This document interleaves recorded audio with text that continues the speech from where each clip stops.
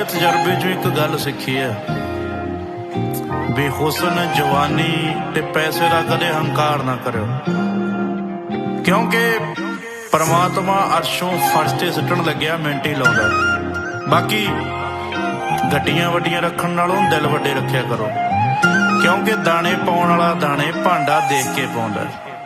ਬਾਕੀ ਖੁਸ਼ ਰਹੋ।